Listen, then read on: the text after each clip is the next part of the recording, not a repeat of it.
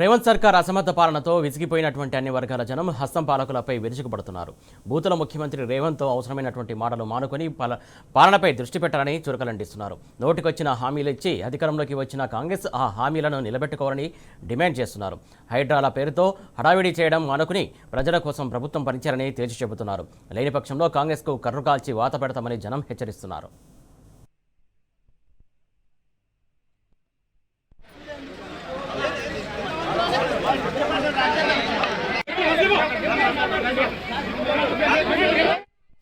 Right, ఇటు మంచిర్యాలలో పర్యటించినటువంటి మంత్రి వివేక్ కూడా అక్కడ కూడా చేదు అనుభవం ఎదురైంది. అక్కడ కూడా రైతులు, అక్కడ ప్రజలు కూడా ప్రశ్నించినటువంటి అంశం కనబడుతుంది. దీనికి సంబంధించి మా కరెస్పాండెంట్ ఉమేష్ మరింత సమాచారం అందిస్తారు. ఉమేష్, చెప్తున్నటువంటి నేపథ్యంలో ప్రజల నుంచి అలాగే రైతుల నుంచి తీవ్రమైన వ్యతిరేకత ఏర్పడినట్టు తెలిసింది. అనేక ప్రశ్నలు సంధించినట్టు తెలిసింది. ఆ ప్రశ్నలకు ఏమైనా సమాధానం చెప్పగలిగారా మంత్రి?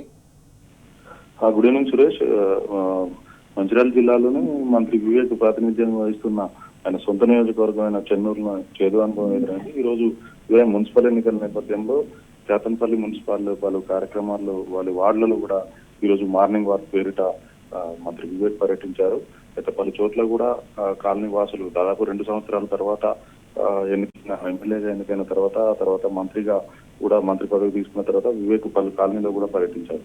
అయితే మున్సిపల్ ఎన్నికల నేపథ్యంలో కాలనీ వాసులందరూ కూడా తమ సమస్యలను మంత్రి దృష్టికి తీసుకొచ్చి మంత్రిని నిలదీశారు. తమ కాలనీలో రోడ్లు సరిగా లేవని, డ్రైనేజీలు లేవని, ఎలక్ట్రిసిటీ పోల్స్ కూడా రోడ్లకు అడ్డంగా ఉన్నాయంటూ కూడా కాలనీ సమస్యలను మంత్రికి ఎకరు పెట్టారు. అయితే మంత్రితో పాటు డిసిసి అధ్యక్షుడు రఘునాథ్ రెడ్డి కూడా ఈ కార్యక్రమంలో పాల్గొన్నారు. అయితే కాలనీ సమస్యలు ఏదైతే కాలనీ వాసులు మంత్రి దృష్టికి తీసుకొస్తుంటే మంత్రి నిర్లక్ష్యంగా కూడా కాలనీ సమస్యలపై నిర్లక్ష్యంగా సమాధానం ఇచ్చారు.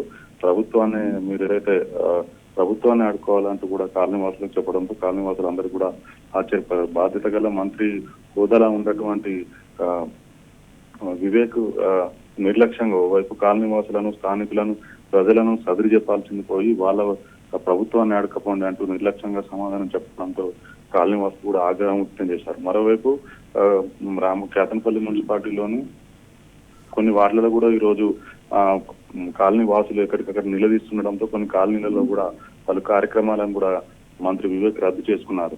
అయితే కొంతమంది అక్కడ ఏదైతే రద్దయిన కాలనీ వాసులు వచ్చి, సార్ మా కాలనీలో కార్యక్రమాన్ని ఎందుకు రద్దు చేశారు, మీకు మా సమస్యలు కూడా చెప్పుకోవడానికి మా కాలనీలో ఎదురు చూసాము, కానీ అక్కడ కాలనీలో కార్యక్రమం రద్దయిందంటే ఇక్కడికి వచ్చి మా సమస్యలు మీకు చెప్పుకున్నామని వచ్చామంటే ఏదైతే రామకృష్ణాపూర్ కాంగ్రెస్ పట్టణ అధ్యక్షుడు పల్లరాజునే అడుక్కోవాలంటూ కూడా వాళ్ళ వైపు కూడా ఆగ్రహంతో, అసహనంతో మంత్రి వివేక్ మాట్లాడడంతో కూడా వాళ్ళు కూడా ఆగ్రహం వ్యక్తం చేశారు. మొత్తంగా అటు కేతన్పల్లి మున్సిపాలిటీకి సంబంధించి మొదటి రోజే మంత్రి వివేక్ కు చేదు అనుభవం ఎదురైంది. మరోవైపు రామకృష్ణాపూర్ ఓపెన్ కాస్ట్ కి సంబంధించి పునరావాస బాధితులు కూడా కలిశారు. తాము రామకృష్ణాపూర్ ఓపెన్ కాస్ట్ వల్ల తీవ్ర ఇబ్బందులు పడుతున్నామని, దుమ్ము ధూళితో ఇబ్బంది పడుతున్నామని, తమకు పునరావాసం కల్పిస్తానంటూ ఇంతవరకు కూడా ప్రభుత్వం కల్పించలేదని, వెంటనే కూడా తమకు పునరావాసంతో పాటు తమ ప్రతి ఇంటికి కూడా ఏదైతే అక్కడ భూములు కోల్పోయిన వారికి ఇంటికి ఉద్యోగం ఓపెన్ కాస్ట్ లో ఇవ్వాలంటూ కూడా వాళ్ళు వివేక్ ను డిమాండ్ చేశారు. మొత్తంగా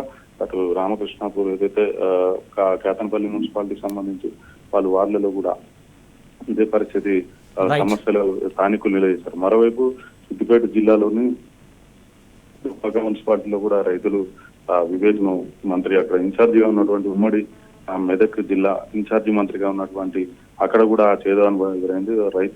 రైతు బంధు అలాగే భరోసా కోసం వాళ్ళు కూడా అక్కడ ఏదైతే తమకు 2 లక్షల రుణమాఫీ కాలేదంటూ కూడా అక్కడ కూడా రైతులతో పాటు అటు ప్రజలు కూడా తమ సమస్యల గురించి ఈ రోజు మంచిర్యాల జిల్లాతో పాటు అటు